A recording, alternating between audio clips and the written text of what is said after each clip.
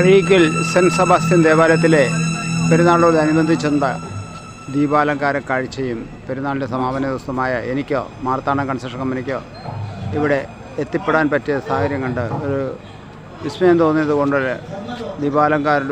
ദീപാലങ്കാരങ്ങളുടെ ഒരു വിസ്മയം തീർത്ത് വച്ചേക്കുന്ന ഇടവക്കാർക്കും അതിൻ്റെ പ്രവർത്തകർക്കും നന്ദിയും നമസ്കാരവും രേഖപ്പെടുത്തുന്നു.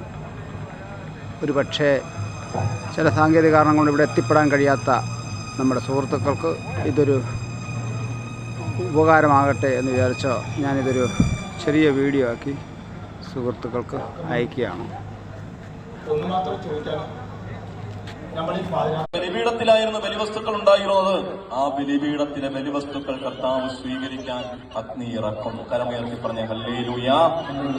തകർന്നു കിടക്കുന്ന ബലിപീഠം ഉണ്ടായിരുന്ന വിത്തുകൾ സ്വീകരിച്ചു. അവിടെ ഉണ്ടായിരുന്ന കല്ലും മണ്ണും പോലും കർത്താവ് സ്വർഗത്തിലേക്ക് എടുത്തുകൊണ്ടുപോയി. ഇത്രയും കാര്യങ്ങളാണ് ഏലിയ പ്രാർത്ഥിച്ചത്.